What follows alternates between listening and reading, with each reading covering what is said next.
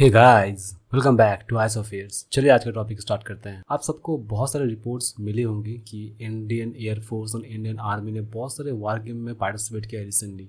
तो आज हम इस वीडियो में जानेंगे कि उसके पीछे कारण क्या है और इससे इंडिया को लॉन्ग टर्म में क्या क्या बेनिफिट मिल सके। ओके, चलिए स्टार्ट। आगे बढ़ने से पहले अगर आप चैनल पर नए हैं और आपको ऐसा ही कंटेंट अच्छे लगते हैं जो यूपी से रिलेटेड हो तो आप इस चैनल को सब्सक्राइब कर सकते हैं फॉर मोर सच इन्फॉर्मेशन। चलिए स्टार्ट करते। कॉन्टेक्स्ट देखिए, रिसेंटली आईएफ ने ब्राइट स्टार जो एक वार गेम हुआ था इजिप्ट में, उसमें पार्टिसिपेट किया था। उसके अलावा मैं आगे अगर बात करूं तो आईएफ ने और एक वार गेम हुआ था ग्रीस में, जहां पर आईएफ ने first time in the history उस वार एक्सरसाइज में पार्टिसिपेट किया। तो अगर मैं आपको न्यूज आर्टिकल दिखाऊं तो ये देखिए, इरोशन टाइम का न्यूज आर्टिकल है, आप इसको पढ़ सकते। चलिए हम आगे बात करते हैं क्यों आईएफ के लिए या इंडियन मिलिट्री के लिए इम्पोर्टेंट हो जाता है ये सब वार गेम में पार्टिसिपेट करना, स्पेशली वेस्ट एशिया में। चलिए अगर मैं पहली बात करूं, पहला पॉइंट का वो है चाइनीज इन्फ्लुएंस को काउंटर करना। आप सबको पता है कि चाइना अपना एक्सपेंशन पॉलिसी के लिए बदनाम है हर जगह पर। तो क्या करता है चाइना, स्पेशली जो नॉर्थ अफ्रीका का जो रीजन है वहां पर चाइना क्या करता है, अपना बहुत सारा मिलिट्री बेस वहां पर बिल्डअप कर रहा है। एट द सेम टाइम वो अपना वेपन्स भी सेल कर रहा है। एट द सेम टाइम वो अपने डेट ट्रैप डिप्लोमेसी वहां पर भी कहीं ना कहीं अप्लाई कर रहा है। आपको एग्जाम्पल से समझाता हूँ। जिबूती एक देश है, आप सबको पता होगा, वहां पर चाइना ने एक नेवल बेस बनाया है। अगर आप क्वेश्चन पूछेंगे कि इतना दूर चाइना होते हुए भी वहां पर नेवल बेस क्यों बना रहा है, अगर आप मैप पे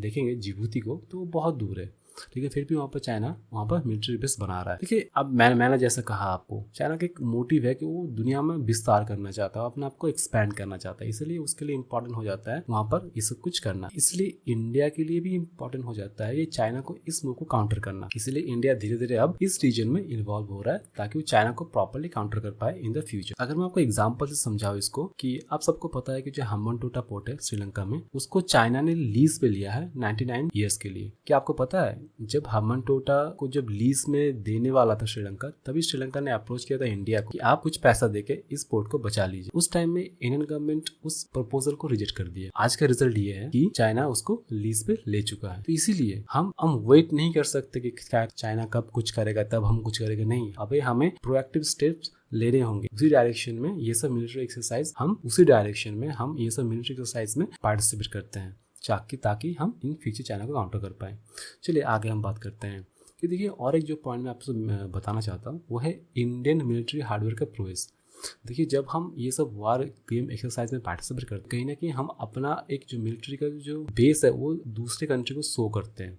फॉर एग्जाम्पल, जो ब्राइट स्टार हुआ वहाँ पर इंडिया ने अपने तेजस फाइटर जेट को सेंड किया था। आप सबको पता है तेजस फाइटर जेट ने हम इंडिविजुअली यहाँ पर डेवलप किए हैं। तो जो तेजस फाइटर जेट था उसमें बहुत सारे इंडियन कंपोनेंट थे। उससे क्या हुआ, जो भी नेशन पार्टिसिपेट कर रहे थे उसको एक क्लियर कट आइडिया मिला इस फाइटर जेट के बारे में। आप सबको पता है कि इजिप्ट बहुत इंटरेस्टेड है एलसीए तेजस में। अगर हम तेजस को बेच पाते इजिप्ट को तो ये हमारे लिए बहुत एक विन विन सिचुएशन होगा। चलिए आगे बात करते हैं, वो है डिप्लोमेटिक टाइज को स्ट्रेंथन करने के लिए। मैं आपको एग्जांपल से समझाता हूँ। देखिए, जब हम आप सबको पता है यूएई के साथ हमारा एक फ्री ट्रेड का डील अभी साइन हो चुका है। उससे पहले डील साइनिंग होने से पहले हम यूएई के साथ युद्ध अभ्यास करते थे बायलैटरल बेसिस पे। उससे क्या हुआ, हमारा जो मिलिट्री एंगेजमेंट था वो स्ट्रांग हुआ। उसी को आगे चल के इवॉल्व किया गया एक फुल फ्लेज डिप्लोमेटिक टाइज में या इकोनॉमिक टाइज में, जिसका हम आज फॉर्म देख सकते हैं फ्री ट्रेड एग्रीमेंट में। ठीक इसी तरह सऊदी अरेबिया के साथ भी हम एक नेवल एक्सरसाइज करते हैं हर साल, जो 2019 से पहले नहीं करते थे हम, बट अभी करते हैं। तो इससे क्या हो रहा है, और अगर आप प्रेजेंट में बात करें, उसी के फलस्वरूप सऊदी अरेबिया ने रिसेंटली प्लेज किया है $50 बिलियन का इन्वेस्ट करने की। तो आप लिंक कर सकते हैं क्यों ये सब मिलिट्री एक्सरसाइज इंपॉर्टेंट हो जाता है इंडिया के लिए। सो आगे चलकर अगर बात करें,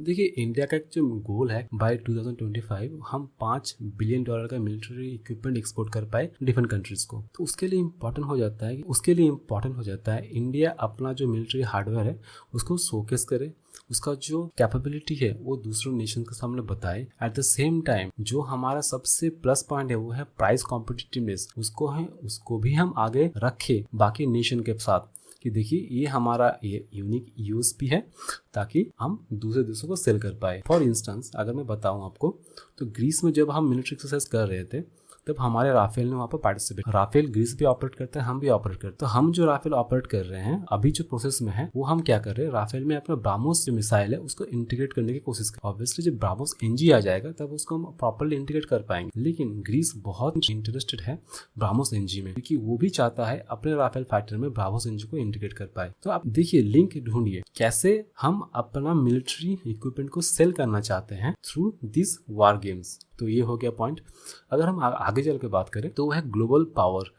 देखिए आप सबको पता है कि इंडिया एक उभरता हुआ पावर है। एट द सेम टाइम अगर आपने न्यूज पढ़ा होगा, साउथ कोरिया ने रिसेंटली कहा है India is the sole leader who represent global south. ये बहुत बड़ा स्टेटमेंट है। आप सबको पता है ग्लोबल साउथ उन देशों को कहा जाता है जो डेवलपिंग नेशन में आते हैं। तो अगर इंडिया ग्लोबल साउथ का एज अ लीडर प्ले करता है इन द फ्यूचर तो उसे कहीं ना कहीं मिलिटरीली बहुत ही स्ट्रांग होगा। उसके लिए ये सब वार गेम में पार्टिसिपेट करना और उसका इन्फ्लुएंस बढ़ाना इंडिया का, ये इंपॉर्टेंट हो जाता है।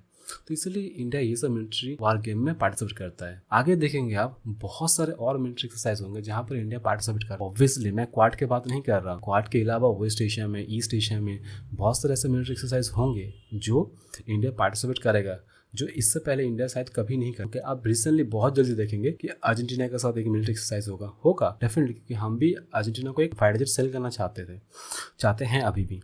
तो ये सब हो गया पॉइंट। क्या ये इतना आसान होगा? नहीं, इतना आसान नहीं होगा। ये मैं आपको बताता हूँ क्यों।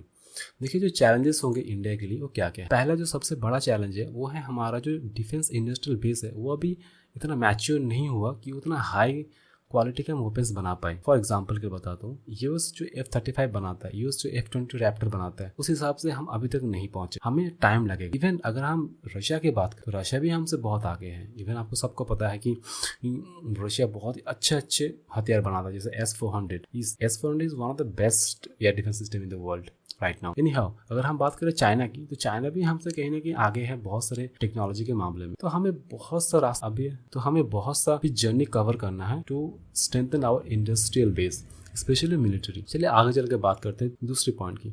देखिए दूसरा पॉइंट है मेंटेनिंग रिलेशन विद रशिया। चलिए अगर हम रशिया के साथ रिलेशंस को मेंटेन करना चाहते हैं तो कहीं ना कहीं हमें वेस्ट को भी बैलेंस करना होगा और रशिया को भी बैलेंस करना होगा। मैं एग्जांपल से बताता हूँ आपको। जब इंडिया ने जापान का जब एक एयर एक्सरसाइज हुआ था तब इंडिया ने पार्टिसिपेट नहीं किया था जापान के एयर एक्सरसाइज में। क्यों नहीं किया था? ताकि वो रशिया को एक मैसेज ना जाए कि हम आपके खिलाफ कुछ नहीं कर रहे, ये हमारे इशू है चाइना का, इसलिए हम पार्टिसिपेट कर रहे थे। सिमिलरली जो ग्रीस में जो हुआ था, आप सबको पता है ग्रीस एक नेटो मेंबर है।